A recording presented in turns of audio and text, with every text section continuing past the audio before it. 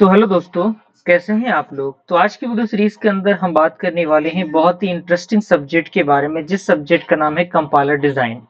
जी हाँ दोस्तों, as a one shot video के माध्यम से ये चीजें शूट की जा रही है, क्योंकि इस वीडियो के अंदर हम लोग टॉप 8 ऐसे क्वेश्चन को डिस्कस करेंगे। उसके आंसर के साथ मैं सारी चीजों को एक्सप्लेन करूंगा, जो क्वेश्चंस एग्जामिनेशन के लिए बहुत बहुत बहुत इंपॉर्टेंट है।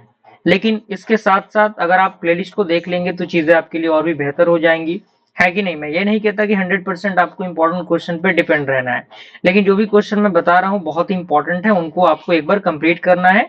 और जो भी कंपाइलर डिजाइनिंग मैंने पढ़ा के अपलोड किया है अपने चैनल पे, उनको भी आप लोग एक बार जरूर चेकआउट करिएगा, ठीक है। वीडियो को लाइक करके प्यारा सा कमेंट करना, ताकि मुझे भी मोटिवेशन मिल सके, और वीडियो को अपने फ्रेंड सर्कल में शेयर करिएगा, ताकि और भी लोग हमारे चैनल के साथ जुड़ सके, ठीक है। ओके, और टेलीग्राम ग्रुप में जुड़ जाइएगा, क्योंकि इससे रिलेटेड जो भी नोट्स वगैरह होगा आपको टेलीग्राम ग्रुप में ही प्रोवाइड किया जाएगा। तो आइए स्टार्ट करते हैं वीडियो को, ठीक है। सबसे पहला क्वेश्चन आपके इंटरफेस पर नजर आ रहा है। वीडियो की क्वालिटी को थोड़ा सा आप लोग इंक्रीज करिएगा, क्योंकि क्वालिटी अगर लो रहेगा तो चीजें क्लियर एंड कट दिखाई नहीं देंगी, ठीक है ना। इसलिए मैं कह रहा हूँ, ठीक है। तो चलिए, सबसे पहला क्वेश्चन कह रहा है कि what is compiler and explain the phase of compiler with a net diagram. यानी कंपाइलर क्या होते हैं और इसके कौन कौन से फेजेस होते हैं जो कि कंपाइलर के अंदर होते हैं, उनको डायग्राम के साथ, और साथ ही साथ हमें एक्सप्लेन करना है रोल ऑफ सिंबल टेबल को और एरर हैंडलर को, ठीक है। तो चलिए स्टार्ट करते हैं। तो सबसे पहले आप देखिए, यहाँ पे आपके इंटरफेस पे नजर आ रहा है कंपाइलर के बारे में बताया गया है।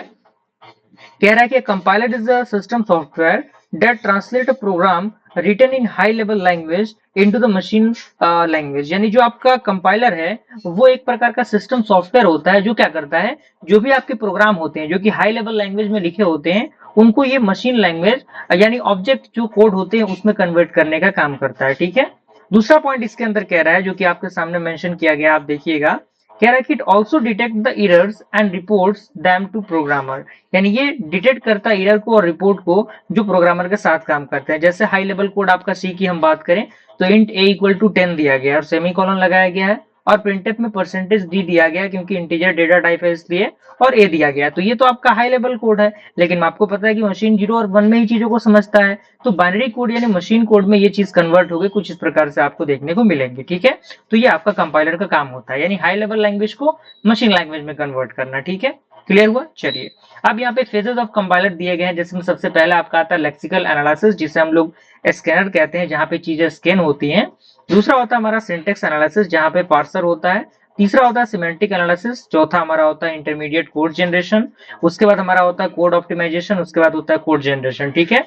ये आपका सोर्स प्रोग्राम है, जो कि हाई लेवल लैंग्वेज है। और यहाँ पे आपका टारगेटेड प्रोग्राम है, जो हमें टारगेट देके, यानी हमें इसका जो कह सकते हैं इसको अचीव करना रहता है मशीन कोड को, वो दिया गया है। यहाँ पे सिंबल टेबल आपका इस फॉर्मेशन में बनेगा, जो शेयर्ड होंगे ऑल फेजेस के द्वारा। और यहाँ पे एरर हैंडलर जो होंगे वो प्रेजेंट होंगे सारे फेजेस में। क्लियर है, कोई दिक्कत नहीं होनी चाहिए। चलिए, अब हम समझ लेते हैं कि लेक्सिकल एनालिसिस क्या होता है। तो ये कन्वर्ट करता है कैरेक्टर स्ट्रीम को टोकन्स में, यानी जो भी कैरेक्टर्स होते हैं उनको टोकन्स में कन्वर्ट करने का काम करता है। एंड ये रिमूव करता है स्पेस को, टैब्स को और कमेंट को। जैसे एग्जांपल की बात करें, इंट ए इक्वल टू 10 दिया गया है, तो इसको आप कुछ इस प्रकार से ये कन्वर्ट कर देगा, ठीक है। दूसरा हमारा आता है सिंटेक्स एनालिसिस, जिसे हम लोग पार्सर बोलते हैं। तो ये चेक करता है कि जो आपका प्रोग्रामर है वो फॉलो कर रहा है कि नहीं ग्रामर के रूल को, ठीक है। अब ये ग्रामर इंग्लिश वाला ग्रामर नहीं है, ये आपके कंप्यूटर फील्ड के अंदर की ग्रामर की बात हो रही है, ठीक है। ये जनरेट करता है पार्ट्स ट्री को और सिंटेक्स ट्री को। क्लियर है, सिंटेक्स एनालिसिस की मदद से हम लोग पार्ट्स ट्री और सिंटेक्स ट्री को जनरेट करते हैं। अगला हमारा सिमेंटिक एनालिसिस, ये चेक करता है मीनिंग ऑफ प्रोग्राम को, यानी प्रोग्राम का जो मीनिंग है वो आखिर क्या है, ठीक है। ये वेरीफाई करता है टाइप ऑफ कंपेटेबिलिटी को, डिक्लेरेशन को और स्कोप को। ओके, चौथा हमारा था इंटरमीडिएट कोड जनरेशन। तो ये आप प्रोड्यूस करता है इंटरमीडिएट रिप्रेजेंटेशन, जिसमें जिसे हम लोग आईआर कहते हैं उसको। जैसे एग्जांपल आपका आता है 3 एड्रेस कोड। ओके, अगला हमारा आता है कोड ऑप्टिमाइजेशन। तो ये इंप्रूव करता है आईआर को to reduce the time and space, यानी टाइम एंड स्पेस को जो रिड्यूस करने के लिए ये आईआर को इंप्रूव करता है, ठीक है। यानी जो आपका इंटरमीडिएट कोड जनरेशन होता है उसको। कोड जनरेशन की बात करें तो ये कन्वर्ट करता है ऑप्टिमाइजर आईआर को into the machine code, and ये परफॉर्म करता है register allocation and instruction selection के लिए, ठीक है। क्लियर है। चलिए, अब यहाँ पे सिंबल टेबल आपको दिया गया। सिंबल टेबल क्या होता है समझिएगा।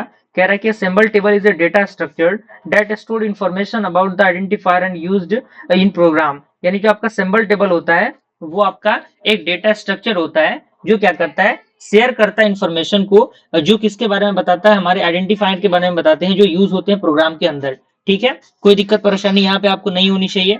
दूसरा पॉइंट इसी के अंदर एक और कह रहा है कि it is shared and used by all phases of compiler, यानी ये सारे जो कंपाइलर के फेजेस होते हैं उसके अंदर ये यूज होता है। ठीक है, यहाँ पे नेम दिया गया जैसे A B sum function. Okay, यहाँ पे टाइप एक आपका इंटीजर है, बी का टाइप फ्लोट है, इसका इंट है, इसका वर्ड है, इसका स्कोप दिया गया है, तो ये चीजें हैं। ठीक है, तो आपको घबराना नहीं है, ये क्या है लिखना है। ओके, यहाँ पे एरर हैंडलर क्या होता है, तो एरर हैंडलर जो होता है वो डिटेक्ट करता है और रिपोर्ट करता है, और समटाइम ये क्या करता है, रिकवर करता है सारे एरर्स को in different phases of compilation. ठीक है, अगर हम टाइप ऑफ एरर की बात करें तो लेक्सिकल एरर होता है जो कि इनवैलिड कैरेक्टर्स और टोकन को कैरी करता है।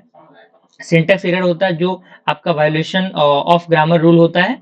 एंड सिमेंटिक एरर होता है जो टाइप मिसमैच इसके अंदर होते हैं, अनडिक्लेयर्ड वेरिएबल, ये सारी चीजें आती हैं। जैसे आप यहाँ पे देखिए इंट ए दिया गया है लेकिन यहाँ पे सेमीकोलन नहीं दिया गया है, क्योंकि बिना सेमीकोलन के एरर देखने को मिलेगा, सिंटेक्स एरर देखने को मिलेगा। तो ये चीजें हैं और इसके रूल भी दिए गए हैं। की पॉइंट इसके दिए गए हैं कि ये आपका जो कंपाइलर होता है वो ट्रांसलेट करता है हाई लेवल लैंग्वेज को मशीन कोड में, और ये कंपाइलेशन डन होता है 6 पेजेस में, और सारे 6 पेजेस आपके सामने दिए गए हैं। ठीक है, सिंबल टेबल यूज होते हैं सारे फेजेस में, एरर हैंडलर वर्क करता है सारे फेज में, इंटरमीडिएट कोड मदद करता है ऑप्टिमाइजेशन एंड पोर्टेबिलिटी के लिए, और ऑप्टिमाइजेशन जो है वो इंप्रूव करता है इफिशिएंसी ऑफ प्रोग्राम को, और कोड जनरेशन प्रोड्यूस करता है फाइनल टारगेट कोड को। ठीक है, और लास्ट में आपका एक final compiler equal to front end plus middle end जिसमें आईआर और ऑप्टिमाइजेशन होगा, और बैक एंड जिसमें कोड जनरेशन होगा। क्लियर है, तो पहला क्वेश्चन आपका कंप्लीट हुआ। Now move to the second question. Second question हमारा कह रहा है कि एक्सप्लेन लेक्सिकल एनालिसिस, यानी लेक्सिकल एनालिसिस क्या होता है, and what are tokens, lexemes and patterns, यानी टोकन्स क्या होते हैं, लेक्सिम क्या होते हैं, पैटर्न्स क्या होते हैं। साथ ही साथ हमें एक्सप्लेन करना है working of a lexical analyser with example, यानी लेक्सिकल एनालाइजर क्या है, एग्जांपल के साथ उसके वर्किंग को हमें बताने हैं। ठीक है, तो चलिए लेक्सिकल एनालिसिस की हम बात करते हैं।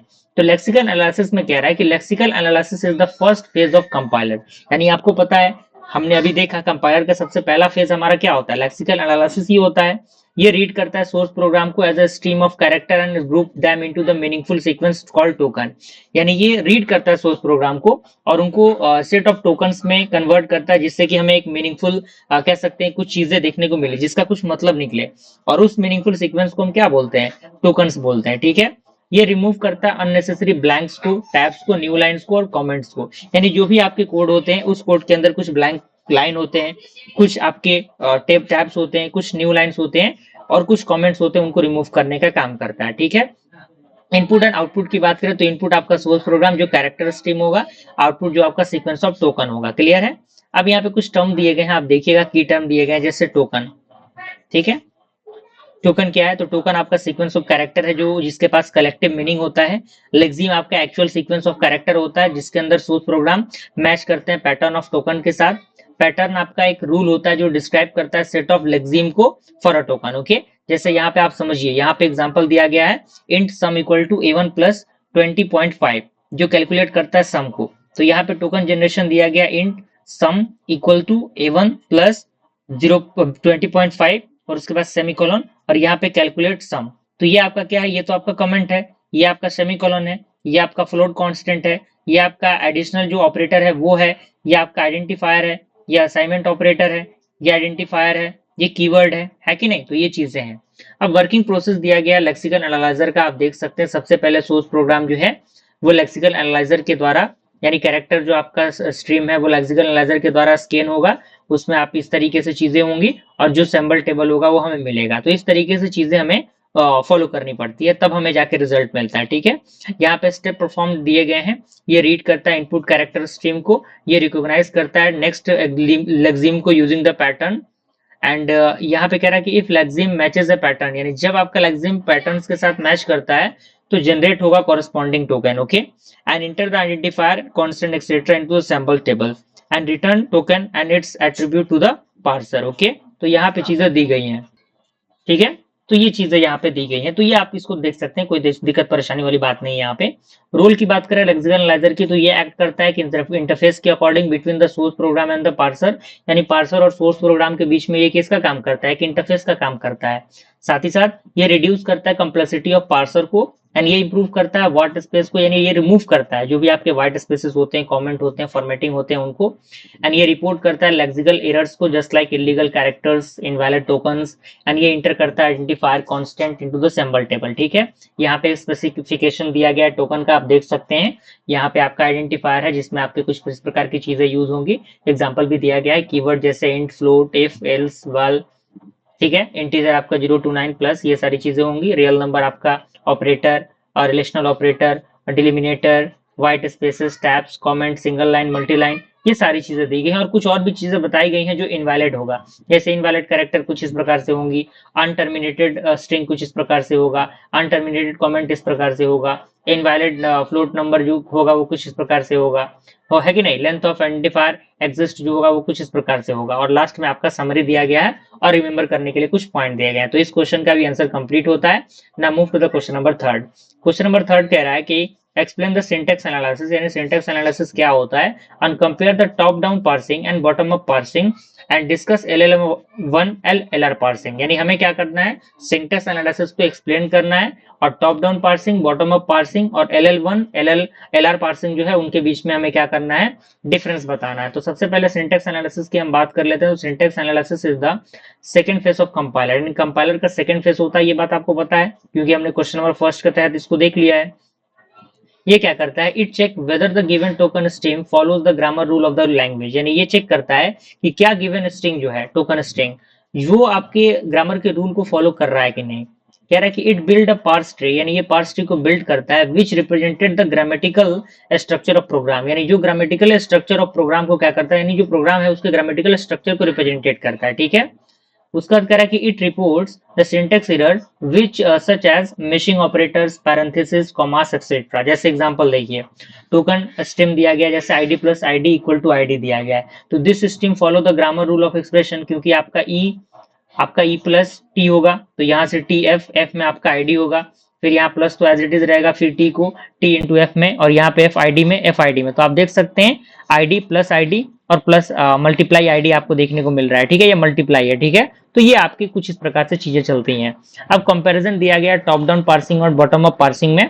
तो यहाँ पे अप्रोच की बात करें तो ये स्टार्ट होता है from the start symbol root and tries to drive the input, यानी ये रूट से स्टार्ट होता है और इनपुट को ड्राइव करने का ये ट्राई करता है, और ये स्टार्ट होता है from the input string and reduce करता है it to the start symbol.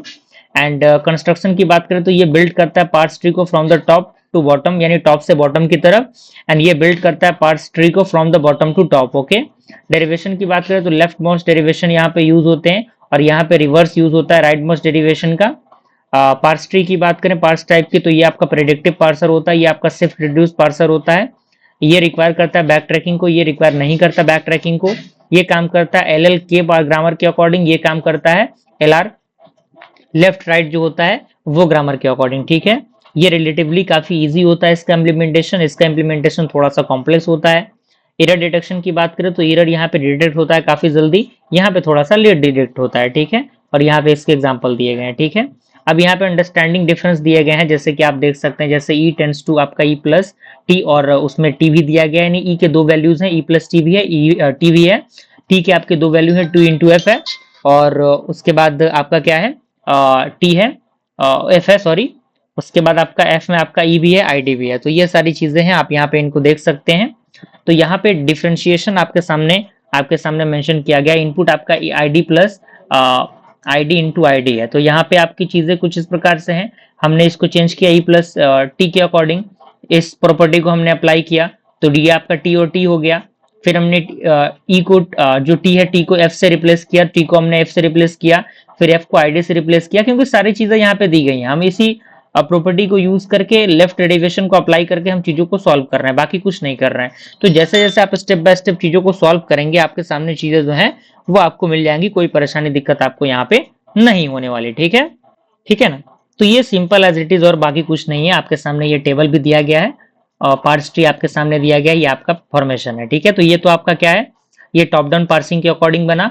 अगर मैं बॉटम अप पार्सिंग की बात करूं, अगर शिफ्टिंग रिड्यूस की बात करें तो ये शिफ्टिंग रिड्यूस के को यूज करके ये आपके सामने बनाया गया। तो चूंकि मैंने इसीलिए पहले आपको कहा था कि आप अगर हमारे प्लेलिस्ट को देख लेंगे तो चीजें आपके लिए फायदेमंद रहेंगी, क्योंकि देखिए इस वीडियो के अंदर सारी चीजों को ऐड कर पाना थोड़ा सा मुश्किल है कि नहीं, क्योंकि वन शॉट वीडियो को एज ए मैं वन शॉट वीडियो की तरह ही लेके चल रहा हूं, ताकि आपका ज्यादा समय ना लिया जाए, है कि नहीं, और क्वेश्चन के आंसर्स को प्रोवाइड किया जाए।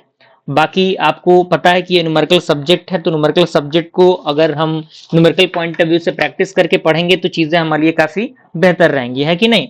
ठीक है, चलिए, तो ये आपके सामने है। LL1 पार्सर की बात करें तो यहाँ पे दिया गया है कि LL1 जो है वो एक्सटेंड करता है left to right scan and left most derivation and one symbol of look ahead, and ये यूज करता है वन इनपुट सिंबल को of the look head to decide which production is to use, and grammar must be free from left recursion and left factoring, and ये use करता है predictive parsing table को। ठीक है, and यहाँ पे कह रहा है कि if there is no multiple entry in the table, यानी मान लीजिए कोई भी टेबल के अंदर मल्टीपल एंट्री नहीं है तो ग्रामर जो होगा वो LL1 होगा। ठीक है, जैसे आपके सामने यहाँ पे ग्रामर दिया गया है। ठीक है, LL1 पार्सिंग का पूरा फॉर्मेशन यहाँ पे लिख रहा होगा। LR पार्सिंग की बात करें जो कि बॉटम अप पार्सिंग होता है, तो LR जो है वो एक्सटेंड होता है from left to right scan, यानी इसमें लेफ्ट से राइट की तरफ स्कैन होता है, and right mode derivation in reverse, यानी यहाँ पे राइट मोड डेरिवेशन जो है वो उल्टा चलता है। ठीक है, ये यूज करता है शिफ्ट रिड्यूस मेथड को, एंड ये मोस्ट पावरफुल पार्सिंग टेक्निक होता है। ये हैंडल करता है एक लार्जर स्केल को for the grammar than LL1, and variant भी इसके दिए गए जैसे LR0, SLR1, LALR1, CLR1, and ये यूज करता है एक्शन गो टू टेबल को। ठीक है, तो यहाँ पे आपके सामने दी गई है, यहाँ पे आपके सामने एक टेबल भी दिया गया एग्जांपल के अकॉर्डिंग। ठीक है, कुछ की पॉइंट भी दिए गए हैं, आप इनको देखिएगा, क्योंकि देखिए बहुत इंपॉर्टेंट टॉपिक है ये, इस पर न्यूमेरिकल क्वेश्चन आपको प्रैक्टिस करने हैं। Now move to the question number 4, जिसमें कह रहा है कि explain the first and follow sets, यानी फर्स्ट एंड फॉलो सेट्स क्या है, और हमें कंस्ट्रक्ट करना है LL1 पार्सिंग टेबल को for a given grammar, and explain करना है प्रेडिक्टिव पार्सिंग को। ठीक है, तो चलिए फर्स्ट सेट की हम बात करते हैं। तो कह रहा है कि first alpha is the set of terminal that can appear first in any string derived from alpha, यानी ये आपका सेट ऑफ टर्मिनल होता है जो क्या कर सकता है, अपीयर कर सकता है फर्स्ट ऑफ किसी स्ट्रिंग को जो ड्राइव होता है अल्फा में। जैसे आपका अल्फा टेंड्स टू एप्सिलॉन दिया गया, then epsilon is in the first alpha, यानी एप्सिलॉन क्या है, फर्स्ट अल्फा के अंदर है। कह रहा है कि if alpha tends to alpha beta where alpha is the terminal, तो इसका मतलब ये है कि जो आपका अल्फा है वो बिलोंग्स करेगा फर्स्ट ऑफ अल्फा में। दूसरा आपका कह रहा है कि if alpha tends to x beta, तो where x is non terminal, है कि नहीं। तो यहाँ पे आपका जो फर्स्ट ऑफ अल्फा होगा वो फर्स्ट ऑफ एक्स माइनस क्या होगा, एप्सिलॉन होगा। यहाँ पे कह रहा है कि if asterisk epsilon then the epsilon belongs to the first of alpha. Okay, तो ये चीजें हैं, तो घबराने नहीं है इनको देख के। ठीक है, और फॉलो सेट की बात करें तो फॉलो आपका ए जो है वो आपका सेट ऑफ टर्मिनल है जो क्या कर सकता है, अपीयर करता है immediately to the right of the A and in the some sequential form, and dollar is always follow where S is start symbol, यानी डॉलर हमेशा फॉलो होगा जहां पे एस आपका स्टार्ट सिंबल होगा, और यहाँ पे इसके प्रोडक्शन रूल्स भी दिए गए हैं। ठीक है, तीसरा हमारा आता है प्रेडिक्टिव पार्सिंग, जिसे हम लोग LL1 पार्सिंग कहते हैं। तो LL1 parser scan left input left to right, and ये प्रोड्यूस करता है लेफ्ट मस्ट डेरिवेशन को, एंड ये यूज करता है वन लुक अहेड सिंबल को, और यहाँ पे कोई भी बैक ट्रैकिंग नहीं होता, और grammar must be free from left recursion and left factoring, यानी लेफ्ट रिकर्शन और लेफ्ट फैक्टरिंग के अकॉर्डिंग काम करेगा। ठीक है, क्लियर है। यहाँ पे कुछ की पॉइंट भी दिए गए जैसे फर्स्ट सेट आपका पॉसिबल फर्स्ट टर्मिनल, ये आपका पॉसिबल नेक्स्ट टर्मिनल होता है, एंड ये use first and follow to fill the LL1 table, यानी जो आपका LL1 टेबल होता है उसको फिल करने के लिए हम फर्स्ट एंड फॉलो का यूज करते हैं। और LL1 पार्सर आपका simple and fast and efficient होता है। यहाँ पे गिवन ग्रामर दिए गए हैं, आप देखिए यहाँ पे फर्स्ट सेट इसके दिए गए हैं और यहाँ पे फॉलो सेट इसका दिया गया है। ठीक है, क्लियर है, कोई परेशानी दिक्कत नहीं होनी चाहिए। उसके बाद हमारा LL1 पार्सिंग टेबल इसका दिया हुआ है, थोड़ा सा आप देखिएगा, क्योंकि देखिए मैं बार बार इसीलिए कह रहा हूँ कि आप इस सब्जेक्ट के प्लेलिस्ट को एक्सेस करेंगे, क्योंकि उस प्लेलिस्ट के अंदर मैंने बकायदा अच्छी तरीके से बताया है कि कौन सा फॉर्मेशन किस तरीके से आ रहा है कि नहीं। क्योंकि मैं यहाँ पे बताने लग गया तो वीडियो का ड्यूरेशन काफी लंबा हो जाएगा, मैं नहीं चाहता कि वीडियो का ड्यूरेशन काफी लंबा हो, आपको बस क्वेश्चन के आंसर में प्रोवाइड कर रहा हूँ और चीजों को थोड़ा समझाने की कोशिश कर रहा हूँ। ठीक है, तो ये चीजें हैं, और यहाँ पे आपका बताया गया कि how to fill LL1 table. तो यहाँ पे कह रहा है कि for every terminal a in first alpha minus epsilon put a tends to alpha in M of a comma alpha. तो इसको थोड़ा सा आप देख लीजिएगा, है कि नहीं।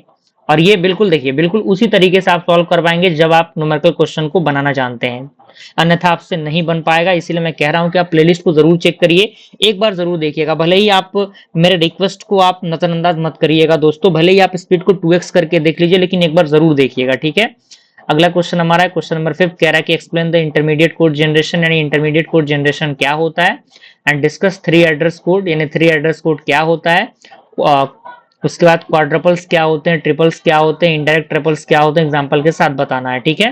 तो इंटरमीडिएट कोड जनरेशन में कह रहा है कि after successful syntax and semantics analysis, यानी जब आपका सिंटेक्स और सिमेंटिक एनालिसिस सक्सेसफुल हो जाता है तो जो कंपाइलर होगा वो जनरेट करेगा intermediate representation of the source program को, ठीक है, यानी एक इंटरमीडिएट रिप्रेजेंटेशन जनरेट होगा। तो ये जो कोड होगा मशीन इंडिपेंडेंट होगा और ये इजी टू ऑप्टिमाइज होगा, जो ट्रांसलेट करेगा इनको टारगेट कोड में। इसका पर्पस होगा एक्ट करना एक ब्रिज के according between the front end and the back and, यानी फ्रंट और बैक एंड के बीच में एक ब्रिज की तरह ये काम करता है, ठीक है। थ्री एड्रेस कोड क्या होता है भाई, तो यहाँ पे कह रहा है कि TSC is the sequence of instruction where each instruction has at most three address, यानी ये आपका एक सीक्वेंस ऑफ इंस्ट्रक्शन होता है जहां पे हर एक जो आपका इंस्ट्रक्शन होगा उसके पास एट मोस्ट थ्री एड्रेस, यानी ज्यादा से ज्यादा थ्री एड्रेस होंगे, ठीक है। एंड ये यूज करेगा टेम्पररी वेरिएबल को to break the complex expression into the simple statement, यानी कॉम्प्लेक्स स्टेटमेंट को सिंपलेस्ट स्टेटमेंट में कन्वर्ट करने में ये यूज करेगा, वह काम मदद करेगा। जनरल फॉर्म की बात करें तो x equal to y OP z होगा, जहां पे x y और z आपके वेरिएबल हैं और कांस्टेंट और जो आपके टेम्पोररीज हैं, और जो आपका ओपी जो है आपका एक ऑपरेटर है, ठीक है, कोई भी ऑपरेटर हो सकता है, plus minus multiply divide, okay. तो यहाँ पे आपके सामने एक देख सकते हैं, आपके सामने ये चीजें दी गई हैं, आप इसको देख सकते हैं, ठीक है। की पॉइंट भी दिया गया है, कह रहा है कि three address is easy to generate and optimize, यानी थ्री एड्रेस कोड को जनरेट करना और ऑप्टिमाइज करना काफी आसान होता है। Quadruples easy to understand but require more space, यानी इसके लिए ज्यादा स्पेस की जरूरत पड़ती है क्वाड्रपल्स की, जो कि आपके सामने यहाँ दिया गया है, ठीक है, और ट्रिपल्स के अकॉर्डिंग भी दिए गए हैं। फिलहाल हम इसको देख लेते हैं, representation of three address code.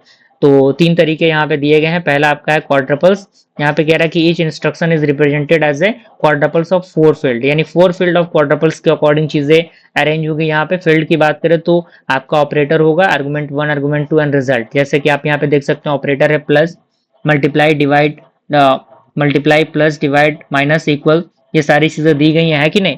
तो ये आपका है, इजी टू अंडरस्टैंड है, ये रिक्वायर करता है काफी ज्यादा मेमोरी को। ट्रिपल्स की बात करें तो हर एक इंस्ट्रक्शन रिप्रेजेंटेड होता है एज ए ट्रिपल, और रिजल्ट जो है वो आपका इंस्ट्रक्शन का वो रिफर्ड होता है by the index number, and ये सेव करता है स्पेस को as compare to the quadruples, okay.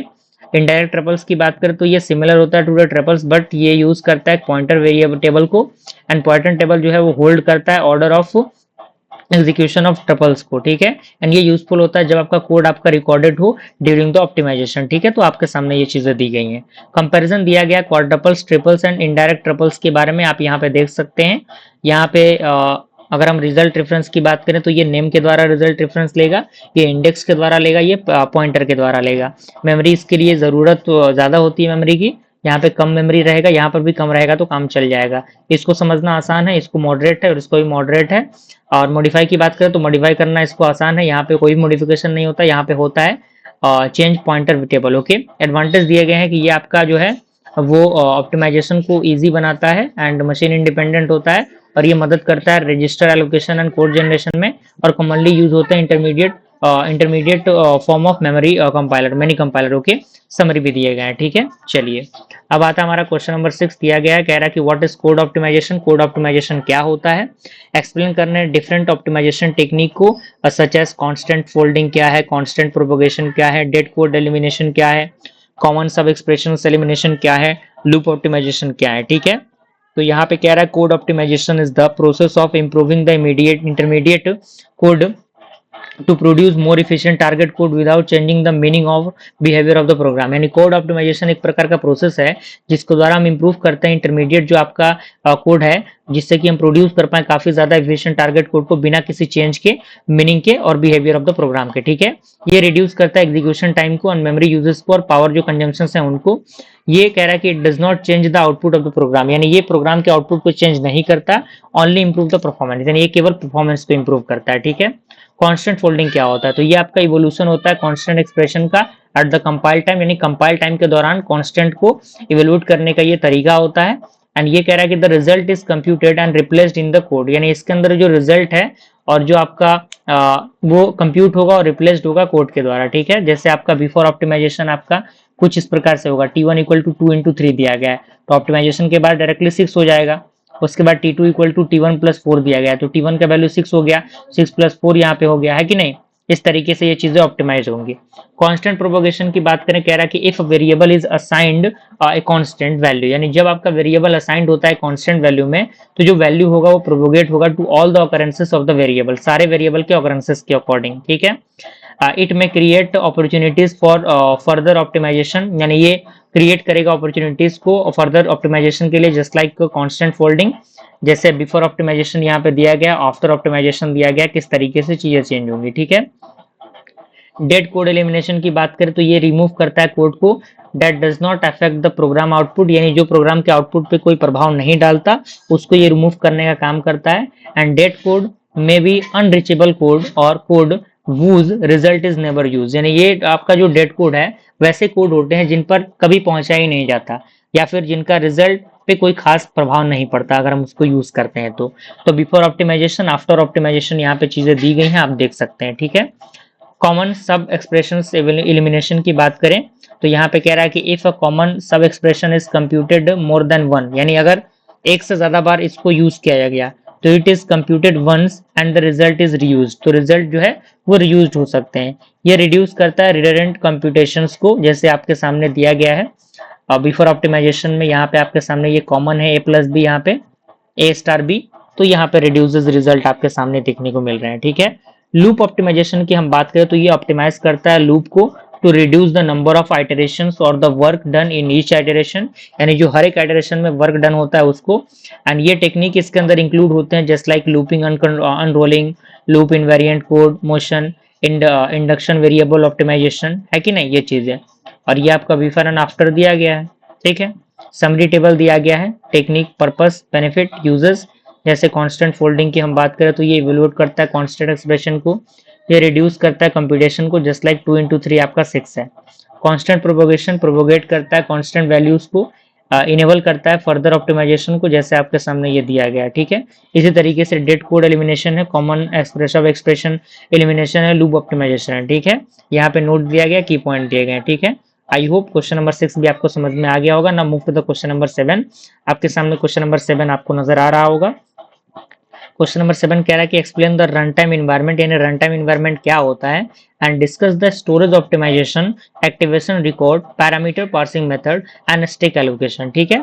तो रन टाइम इन्वायरमेंट को हम देख लेते हैं क्या होता है। इसके अंदर कह रहा है कि the run time environment provide the necessary services that are required for the execution of program, यानी जो रन टाइम इन्वायरमेंट है वो प्रोवाइड करता है एक नेसेसरी सर्विसेज को जो रिक्वायर्ड होता है प्रोग्राम के एग्जीक्यूशन के लिए, ठीक है। दूसरा पॉइंट कह रहा है कि इट इंक्लूड मेमोरी मैनेजमेंट, यानी ये मेमोरी मैनेजमेंट को इंक्लूड करता है, स्टोरेज ऑर्गेनाइजेशन को इंक्लूड करता है, एक्टिवेशन रिकॉर्ड को, पैरामीटर पासिंग को, एंड इनपुट आउटपुट हैंडलिंग को, एंड अदर सपोर्ट फंक्शंस को ये यूज करता है, ठीक है। It acts as an interface between the program and the operating system, यानी ये ऑपरेटिंग सिस्टम और प्रोग्राम के बीच में किसका काम करता है, एक इंटरफेस की तरह काम करता है। जैसे यहाँ पे सोर्स प्रोग्राम दिया गया जो कि हाई लेवल में है, तो कंपाइलर के द्वारा ये ऑब्जेक्ट कोड में कन्वर्ट होगा, machine independent. Then after run time environment आपको क्या करेगा, एग्जीक्यूशन मशीन इंडिपेंडेंट करेगा, ठीक है, मशीन डिपेंडेंट करेगा, जिससे कोई डिपेंडेंसी नहीं रहेगी, ठीक है। अगर हम दूसरे पॉइंट की बात करें जो कि आपका स्टोरेज ऑर्गेनाइजेशन होता है, तो इसके अंदर कह रहा है कि the storage required during execution is organised into the following areas, यानी अलग अलग एरियाज में ये रिकॉग्नाइज होता है। जैसे आपका कोड एरिया की बात करें तो ये स्टोर करता है प्रोग्राम के इंस्ट्रक्शन को, जैसे object code of function. Static data area की बात करें तो ये स्टोर करता है ग्लोबल वेरिएबल को, स्टैटिक वेरिएबल को। स्टैक एरिया की बात करें, स्टैक एरिया तो ये आपका स्टोर करता है एक्टिवेशन रिकॉर्ड को for the function call. Heap area की बात करें तो ये यूज होता है for the dynamic memory allocation, और इसके एग्जांपल दिए गए हैं। तीसरा हमारा एक्टिवेशन रिकॉर्ड, जिसे हम लोग स्टैक फ्रेम कहते हैं। तो इसके अंदर कह रहा है कि each function call create an activation record, यानी हर एक फंक्शन जो है वो कॉल करता है एक्टिवेशन रिकॉर्ड को, जो कंटेन करता है सारे इंफॉर्मेशन को जिसको जरूरत होती है एग्जीक्यूट करने के लिए फंक्शन को, ठीक है। It is pushed on the stack when the function is called and popped when the function return, यानी ये पुश करता है स्टैक में जब का फंक्शन कॉल होता है और पॉप करता है जब आपका फंक्शन रिटर्न होता है, ठीक है। जैसे कि आपका स्ट्रक्चर ऑफ एक्टिवेशन रिकॉर्ड दिया गया, आप देख सकते हैं ये आपका हाई एड्रेस है, ये आपका लो एड्रेस है, ये आपका actual parameter, return address, control link, access link, local variable, temporaries variable, तो ये चीजें दी गई हैं। तो एक्चुअल पैरामीटर आपको पता ही है क्या होता है, रिटर्न, ये सारी चीजें दी गई हैं, कोई बहुत बड़ा रॉकेट साइंस नहीं है यहाँ पे। अब यहाँ पे पैरामीटर पार्सिंग मेथड आपके सामने दिया गया, जैसे कॉल बाय वैल्यू की बात करें तो ये कॉपी करता है एक्चुअल पैरामीटर को जो पास्ड होते हैं फंक्शन में, जैसे इसका एग्जांपल एडवांटेज और इसके डिसएडवांटेज दिए गए हैं। कॉल बाय रेफरेंस की बात करें तो ये आपका एड्रेस होता है एक्चुअल पैरामीटर का जो पास्ड होते हैं फंक्शन के अकॉर्डिंग, इसके भी एग्जांपल एडवांटेज डिसएडवांटेज दिए गए हैं। अगला हमारा आता है कॉल बाय एड्रेस, ये आपका एड्रेस होता है टू द एक्चुअल पैरामीटर जो पास्ड होते हैं, और इसका भी एग्जांपल एडवांटेज और डिसएडवांटेज आपके सामने दिए गए हैं। कॉल बाय रिजल्ट की बात करें तो ये आपका वैल्यू जो पास्ड होता है to the function and result is renamed return, यानी जो हम फंक्शन पास करते हैं और उसके अकॉर्डिंग जो हमें रिजल्ट मिलता है उसके अकॉर्डिंग हम कॉल बाय रिजल्ट वैल्यू का यूज करते हैं, और इसका भी एग्जांपल एडवांटेज डिसएडवांटेज आपको मिल रहा है। कॉल बाय वैल्यू रिजल्ट की बात करें तो ये कॉपी करता है वैल्यू जो आपके पास होते हैं एंड रिजल्ट आपके कॉपी बैक्ड होते हैं, यानी दोबारा कॉपी हो जाते हैं ये चीजें। स्टैक एलोकेशन क्या होता है, तो कह रहा है कि stack is the region of memory that grows and shrink during the program execution, यानी स्टैक आपका एक रीजन होता है मेमोरी का जो ग्रो करता है और श्रिंक करता है किसके दौरान, प्रोग्राम के एग्जीक्यूशन के दौरान। And it follow the LIFO principle, यानी ये लास्ट इन फर्स्ट आउट पे काम करता है, ठीक है। एंड ये यूज होता है for the function call, local variable and return addresses and temporaries, okay. जैसे आपके सामने इसका फिगर भी दिया गया है, इसको बनाना है, ठीक है। लास्ट में आपके सामने समरीज दिए गए हैं और की पॉइंट दिए गए हैं, ठीक है। अब मूव करते हैं हम लोग क्वेश्चन नंबर 8 की तरफ, जिसमें कह रहा है कि explain the code generation, code generation क्या होता है, and discuss the code generator, register allocation, instruction selection with suitable example, ठीक है। तो कोड जनरेशन नाम से आपको पता लग रहा होगा कोड को जनरेट करना होता है यहाँ पे। तो यहाँ पे जो भी इंटरमीडिएट कोड है यानी जो 3 एड्रेस कोड है उसको कोड जनरेटर के द्वारा हम टारगेटेड कोड यानी जो भी टारगेट हमारा है उसको हम अचीव करने में मदद करते हैं या मदद हमें मिलती है, ठीक है। तो ये आपका एक फाइनल फेज होता है कंपाइलर का, ये ट्रांसलेट करता है ऑप्टिमाइज इंटरमीडिएट कोड को into the target machine code, ठीक है, जिसे हम लोग असेंबली या फिर मशीन लैंग्वेज कह सकते हैं। इनपुट आपका इंटरमीडिएट कोड होगा, टारगेट हमारा आउटपुट होगा, ठीक है।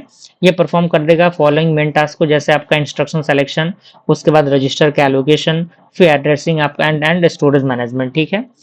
द कोड जनरेटर की बात करें हम लोग तो ये आपका टेक करता है इंटरमीडिएट कोड को as a input and produce करता है इक्विवेलेंट टारगेट कोड को। ये यूज करता है intermediate information form from the table, sample table, machine description and run time environment. And ये कंसिस्ट करता है जैसे कि इसके कंपोनेंट दिए गए हैं, जैसे आपका इंस्ट्रक्शन सेलेक्टर है, रजिस्टर एलोकेटर है, एड्रेस डिस्क्रिप्टर है, कोड इमीटर है, और इसके सारे फंक्शंस दिए गए हैं, ठीक है। यहाँ पे इंस्ट्रक्शन सिलेक्शन दिया गया, ये सेलेक्ट करता है अप्रोप्रिएट टारगेट मशीन इंस्ट्रक्शन को फॉर ईच इंटरमीडिएट ऑपरेशन, यानी हर एक इंटरमीडिएट ऑपरेशन के लिए। एंड दूसरा पॉइंट कह रहा है कि many intermediate operation can be implemented, यानी बहुत सारे जो आपके इंटरमीडिएट ऑपरेशन है वो इम्प्लीमेंटेड हो सकते हैं इन मोर देन वन वे, एक से ज्यादा तरीके से। And code generator choose the best one, यानी जो कोड जनरेटर है वो उसमें से बेस्ट तरीके को चूज करेगा, ठीक है। अगर हम फैक्टर की बात करें जो कंसिडर्ड होगा, number of instruction, number of register use, यानी जितने रजिस्टर यूज हो रहे हैं, एग्जीक्यूशन टाइम एंड कोड का साइज, ठीक है। जैसे आपके सामने a equal to B plus C दिया गया है कि नहीं। तो ये सारे इंस्ट्रक्शन और उसके कमेंट आपके सामने दिए हुए हैं। ओवरफ्लो दिया गया कोड जनरेशन का, आप देख सकते हैं इंटरमीडिएट कोड, इंस्ट्रक्शन सिलेक्शन, उसके बाद register allocation, addressing and storage management, target code, okay. Register allocation क्या होता है, तो यहाँ पे कह रहा है कि assignment of program variable and intermediate value to machine register is called register allocation, यानी जो असाइनमेंट होता है प्रोग्राम वेरिएबल का और इंटरमीडिएट वैल्यू का टू द मशीन रजिस्टर, वो आपका क्या कहलाता है, रजिस्टर एलोकेशन कहलाता है। और good register allocation reduce memory access, यानी एक बेहतर जो आपका रजिस्टर एलोकेशन होता है वो मेमोरी एक्सेस को रिड्यूस करता है और इंप्रूव करता है कोड की एफिशिएंसी को, ठीक है। इसका गोल होता है मैक्सिमाइज करना रजिस्टर के यूजेस को, मिनिमाइज करना मेमोरी के एक्सेस को, और मिनिमाइज करना जो आपके सेविंग मेमोरी होते हैं उनको, ठीक है। क्लियर है। और यहाँ पे इंटरमीडिएट कोड आपके सामने दिया हुआ है, जैसे T1 equal to A plus B, T2 equal to C plus D, T3 equal to T1 plus T2 and E equal to T3 plus F, ये चीजें दी गई हैं। और यहाँ पे रजिस्टर एलोकेशन आपके सामने दिया गया है, गुड एलोकेशन और पुअर एलोकेशन के यहाँ पे फॉर्मेशन दिए गए हैं, ठीक है। इंस्ट्रक्शन सिलेक्शन एंड एड्रेसिंग दिया गया है आफ्टर एड्रेसिंग, और ये लास्ट में समरी दिया गया है। तो ये क्वेश्चन का भी आंसर कंप्लीट होता है, ओके। और नाउ ये आपके टॉप 8 क्वेश्चंस थे जो कि हमें डिस्कस करने थे। और मैं बार बार कह रहा हूं कि जब तक आप कह सकते हैं कि जब तक आप वीडियोस को नहीं देखेंगे, यानी जो न्यूमेरिकल पोर्शंस हैं उनको आप नहीं देखेंगे तो चीज़ें आपके लिए बेहतर नहीं होंगी। तो मेरी राय आप मानिए, आप जरूर एक बार उन जो प्लेलिस्ट के अंदर वीडियोस हैं उनको जरूर देखिएगा, और इस वीडियो को तो कंप्लीट करना ही करना है। वीडियो पसंद है लाइक जरूर करना है, और नोट्स के लिए टेलीग्राम ग्रुप में जुड़ जाइएगा। ओके, मिलते हैं दोस्तों ऐसे इंटरेस्टिंग वीडियो के साथ, तब तक के लिए थैंक यू।